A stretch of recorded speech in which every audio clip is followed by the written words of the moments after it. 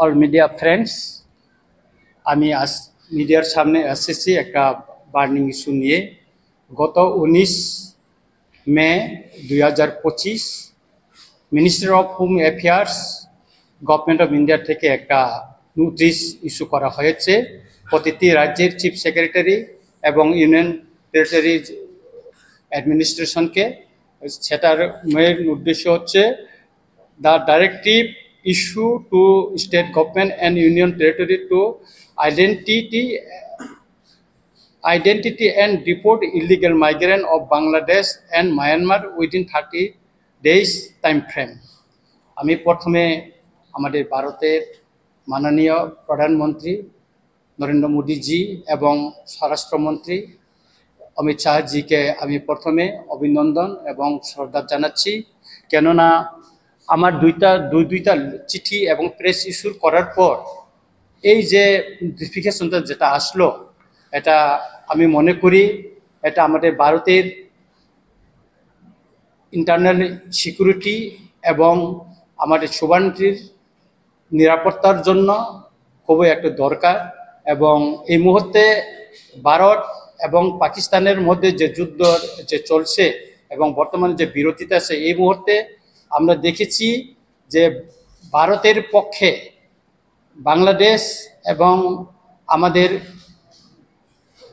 পক্ষে বাংলাদেশ নেই, এবং বিভিন্ন দেশ যারা বাংলাদেশের থেকে ত্রিপুরায় হয়ে বিভিন্ন ভারতে যারা আছেন, তারাও ভারতবর্ষের থেকে পাকিস্তানকে এবং বাংলাদেশকে সমর্থন করছেন। এ নিয়ে আমি ফার্স্ট চিঠি আমি মাননীয় হোম মিনিস্টারকে 3 তারিখ আগস্ট 2024 আমি লিখেছি যে ওইখানে বিস্তারিত ত্রিপুরায় লোকাল নিউজ পেপারগুলিতে কি উঠছে তার বিস্তারিত দিয়ে আমি মাননীয় স্বরাষ্ট্রমন্ত্রীকে আমি লিখেছি। তার দ্বিতীয় আমি চিঠি লিখেছি 8 মে 2025, এটাও আমি হোম মিনিস্টারকে লিখেছি এবং এটার copy Tripura police DG chief secretary সহ ওনাদেরকেও দিয়েছি এবং মাননীয় মুখ্যমন্ত্রীকেও আমি কপি দিয়েছি এবং মাননীয় আমাদের গভর্নর ওনাকে এটার একটা কপি দেওয়া হয়েছে। এবং সর্বশেষ 12 মে 2025 আমি প্রেস রিলিজ দিয়েছি ত্রিপুরায় কোথায় কোথায় ইলিগাল বাংলাদেশিরা অবস্থান করছে। আগরতলা শহর, ডিস্ট্রিক্ট লেভেল এবং সাব ডিভিশন লেভেলে কোথায় অবস্থান করছে তার ডিটেলস আমি দিয়েছি আমার প্রেস রিলিজে, আপনারাও দেখেছেন। এবং এডিসি এলাকায় কোন ডিস্ট্রিক্টের কোন সাব ডিভিশনে কোন ব্লকের অধীনে কোন ভিলেজ কমিটিতে পার্বত্য চট্টগ্রাম থেকে অবৈধ অনুপ্রবেশকারীরা এখানে আসছে তার ডিটেলস দেওয়া হয়েছে।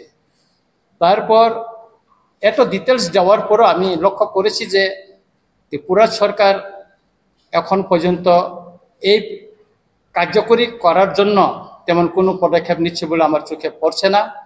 আমরা দেখেছি গুজরাট সরকার ইতিমধ্যে অবৈধ বসবাসকারী বাংলাদেশি নাগরিক এবং রোহিঙ্গাদের বিরুদ্ধে একটা অভিযান শুরু করেছে। দিল্লি গভর্নমেন্ট অভিযান শুরু করেছে, ইদানিং আসাম গভর্নমেন্টও ইনিশিয়েটিভ নিয়েছে এবং উড়িষ্যা গভর্নমেন্টও পদক্ষেপ নিয়েছে। কিন্তু ত্রিপুরার সরকার যেখানে প্রতিদিন বাংলাদেশ থেকে অবৈধ বাংলাদেশের নাগরিক এখানে আসছেন, তাদের বিরুদ্ধে এখনো কিছু ব্যবস্থা নিচ্ছে না। আপনারা নিশ্চয়ই আপনাদের মিডিয়ার মাধ্যমে আজকে জানতে পারলাম, আজ সকালে মধুপুর থানার অধীন 5 জন বাংলাদেশি নাগরিককে গ্রেপ্তার করা হয়েছে, যার অধিকাংশই মুসলিম সম্প্রদায়ের, মুসলিম ধর্মাবলী।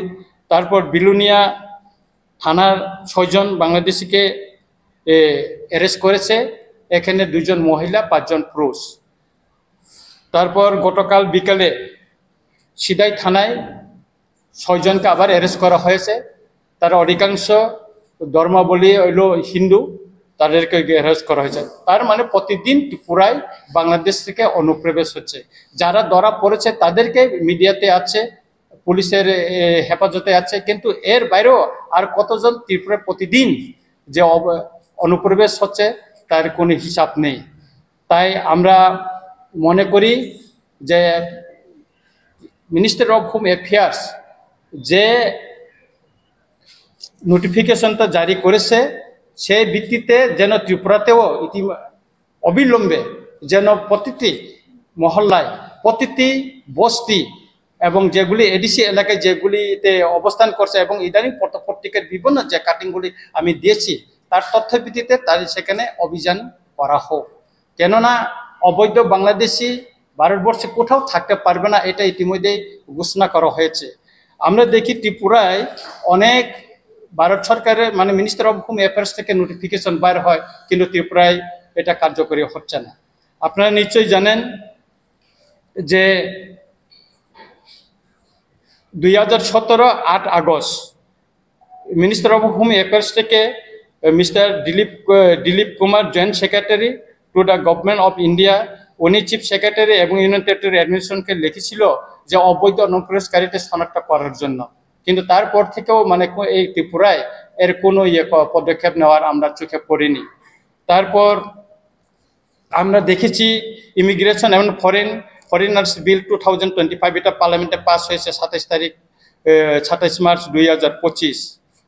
তারপরেও যারা অবৈধ ত্রিপুরায় বসবাস করছে তাদের বেলায় এখানে ওই যেটা ইমিগ্রেশন এবং ফরেনার্স বিল 2025-এ স্পষ্ট লেখা আছে, এখানে 60 বছর পর্যন্ত জেল এবং 10 লাখ টাকা পর্যন্ত জরিমানার কথা লেখা হচ্ছে। অথচ ত্রিপুরায় অনেক অবৈধভাবে এখানে বসবাস করছে, এখানে বিভিন্ন মহল্লায় এখানে অবৈধভাবে এখানে বাসা বাড়ি নিয়ে অবস্থান করছে, বিভিন্ন খাস জমিতে বস্তি করে এখানে অবস্থান করছে। তাদের ইয়েতে এই অবৈধ অনুপ্রবেশকারী যারা এখানে অবস্থান করছে তাদের বিরুদ্ধে রাজ্য সরকার কোনো ব্যবস্থা নিচ্ছে না, বা কোনো উপযুক্ত যেটা আইনের মাধ্যমে যেটা করার প্রয়োজন সেটা নিচ্ছে না বলে আমি মনে করি। তাই এটা সরকার কেন করছে না, এটা মাননীয় এখন যারা সরকার চালাচ্ছেন তারা যা বলতে পারবেন, বিশেষ করে মাননীয় মুখ্যমন্ত্রী যিনি স্বরাষ্ট্র দপ্তরের ভারপ্রাপ্ত মন্ত্রী, তিনি বলতে পারবেন কেন নিচ্ছেন না। কিন্তু যেখানে দিল্লি গভর্নমেন্ট, যেখানে গুজরাট সরকার, যেখানে আসাম সরকার, যেখানে ঝাড়খণ্ডে, উড়িষ্যায় যেখানে অভিযান চলছে, সেখানে প্রতিদিন বাংলাদেশি যারা অনুপ্রবেশকারী গ্রেপ্তার করা হচ্ছে, তাদেরকে পুশব্যাক করা হচ্ছে, সেই জায়গায় ত্রিপুরায় কেন হচ্ছে না? ত্রিপুরা একটা করিডোর হিসাবে আমরা সবাই জানি, তারপরেও কেন রাজ্য সরকার করছে না? তার প্রেসার করার জন্য আমরা আগামীকাল থেকে আমরা একটা অভিযান আমরা শুরু করব এবং মনে করি আগামী দিন আমরা সারা ত্রিপুরায় এটা আমরা করব।